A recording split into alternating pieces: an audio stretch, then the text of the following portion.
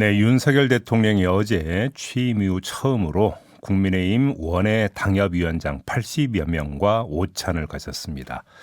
이준석 리스크를 제거한 정진석 비대위가 국정감사 직후에 전국 당원협의회 253곳에 대한 당무감사를 진행하겠다고 밝힌 가운데 마련된 오찬이었는데요. 그래서 윤석열 대통령이 정진석 비대위 체제에 힘을 실어주려는 것 아니냐 이런 관측도 나왔죠. 자, 어제 오찬에 참여한 분이죠. 국민의힘 전남 순천갑 당협위원장을 맡고 있는 천하람 변호사 연결해서 어제 오찬 분위기 점검해 보도록 하겠습니다. 나와 계시죠? 예, 전남 순천의 천하람입니다. 네, 어제 분위기가 좋았다는 보도는 접했는데요. 어땠습니까? 네, 실제로 화기애애했고요. 조금 더 정확하게 이야기하자면 화기애애하기 위해서 모두 조심하는 그런 분위기였습니다. 조심한다는 게 어떤 뜻입니까? 그러니까 무슨 얘기냐면 아까도 진행자께서 뭐 당무감사, 뭐 당협위원장 교체, 뭐 사실 이런 얘기들이 최근에 이제 언급하신 것처럼 좀 화제가 되고 있지 않습니까? 예. 그런 민감한 얘기는 단 한마디도 나오지 않았습니다. 대체적으로 민감한 주제 자체에 대해서는 언급을 안 하고 그냥 다 같이 조금 이렇게 힘내자, 파이팅하자, 원팀하자 이런 이제 원론적인 얘기를 많이 하는 그런 자리였습니다. 근데 우리 내부에 적을 속아내야 한다 이런 이야기도 나왔다라는 그 이야기가 들리던데 맞습니까?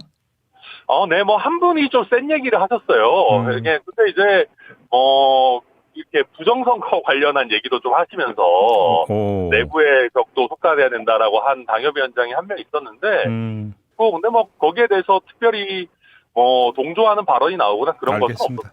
네. 근데 그러면 이 자리에서 윤석열 대통령이 이 종북 주사파는 반국가 세력이고 반헌법 세력이다. 이들과는 협치가 불가능하다고 발언했다는 보도가 있었는데 이건 어떤 맥락에서 나온 얘기입니까?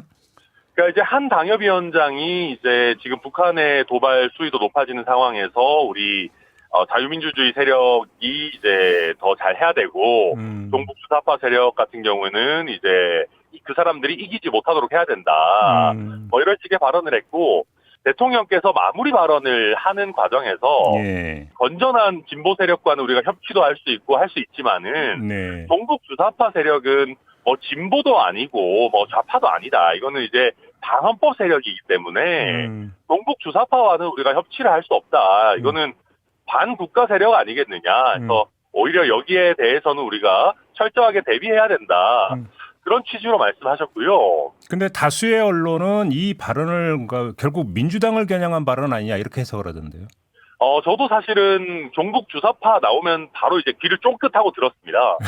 그래서 예를 들면 민주당의 누군가가 종북 주사파다 이런 얘기도 전혀 아니셨습니다. 그냥 일반론적으로 알겠습니다. 네, 얘기한 걸로 저는 들었습니다. 당시에서는. 네, 어제 오찬 모임은 이 정도로 가름하고 어찌 보면 연결되는 얘기인데 오늘 한 조간을 보니까 정진석 비대위원장이 윤석열 대통령에게 당원 협의를 정비하겠다는 취지의 내용을 보고했다 이런 보도도 있긴 했던데요. 네. 자, 비대위 체제에서 당무감사를 진행을 하고 사고 당협위원장을 교체하려는 움직임, 원외 당협위원장으로서 어떻게 받아들이십니까? 일단 저는 비대위원장이 대통령에게 보고했다 이런 워딩부터가 좀 안 맞다고 생각합니다. 네, 그 다음에 당협위원장을 채우겠다 할 수도 있다고 봅니다. 근데 다만 이게 보통 관리형 비대위에서 일반적으로 하는 것은 아닙니다. 우리가 비대위도 보통 혁신형 비대위와 관리형 비대위로 좀 나누지 않습니까? 예. 그런데 정진석 비대위 같은 경우는 많은 당내 구성원들이 이거는 당의 혼란을 순간적으로 좀 수습하기 위한 관리형 비대위 아니냐 이렇게 이해하는 경향이 많아요. 그런데 여기서 당협위원장들을 채우고 심지어는 교체를 하겠다? 그러니까 윤상현 의원이 지적하는 게 저는 정확하다고 봅니다. 이게 조금 과도한 것 아니냐라고 하는 지적이 나올 수가 있고요. 근데 문제는 지금 국민의힘의 일정상 당대표 경선이 예정이 되어 있지 않습니까? 그리고 당심 반영 비율은 상당히 높은 상태인데 이걸 더 강화해야 된다 이런 목소리가 한편에서 나오고 있는데 여기서 당심 반영이 어찌 본다면 가장 주된 경로가 될 수 있는 당협위원회 위원장을 만약에 교체한다면 대표 경선 구도까지 흔들 수 있는 거 아닌가요? 그래서 과도하다는 얘기가 나오는 겁니다. 그러니까 이제 그 비대위에서는 아니 당협위원장 비워놓고 어떻게 전당대회 하냐라고 예. 얘기하지만요. 예. 내부 전당대회 할 때는 냉정하게 말해서 당협위원장이 있든 없든 별로 상관이 없습니다. 왜냐하면은 이제는 당원들이 직접 모바일과 ARS로 투표를 하시거든요.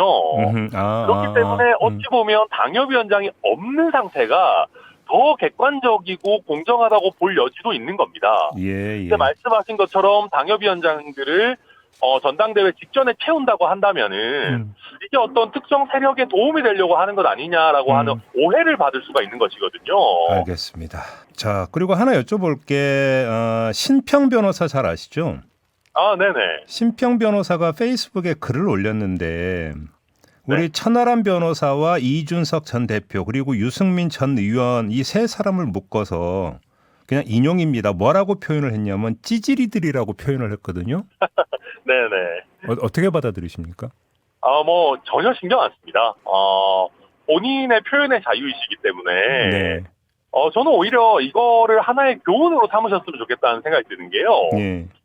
여기서 신평 변호사가 그런 얘기를 안 한다 아니면 이런 얘기를 하는 신평 변호사가 사라진다고 해서 그런 생각을 하는 분들까지 사라지는 게 아닙니다. 무슨 얘기냐 하면 저희 당에 있는 지지자 중에 꽤 많은 분들이 조금 더 대통령에게 우호적인 발언을 해야지 왜 이러냐라고 하는 마음을 저는 신평 변호사가 대변했다고 생각하고요. 여기서 제가 아니 신평 변호사 이런 얘기 하면 안 됩니다. 신평 변호사 제거해야 됩니다. 해서 저는 힘도 없지만은 신평 변호사가 제거된다 한들 그런 생각을 하는 사람들이 사라지는 게 아니에요.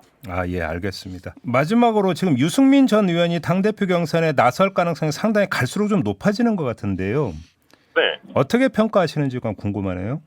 지금 이제 뭐 유승민 전 의원이 출마를 할지 안 할지는 모르겠습니다만은 저는 출마를 하는 것이 바람직하지 않나라는 생각을 갖고 있습니다. 어떤 점에서요?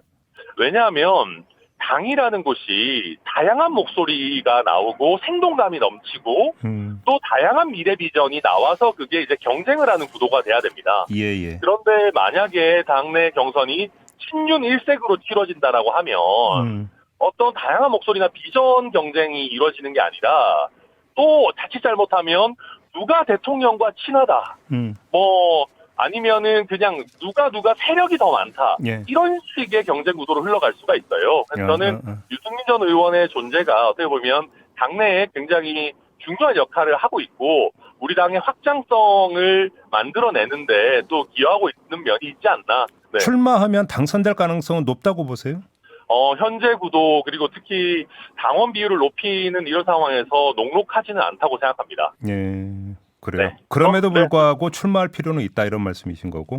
왜냐하면은 지금 당 주류에는 동의하지 않지만 유승민 의원을 지지하는 사람들도 국민의힘이라는 그 울타리 안에 붙잡아두고 있는 그 역할을 하는 것이거든요. 그렇죠. 저는 그런 역할을 지속적으로 좀 하는 게 필요하지 않나 이렇게 보는 입장입니다. 알겠습니다. 자, 오늘 말씀 여기까지 들을게요. 고맙습니다.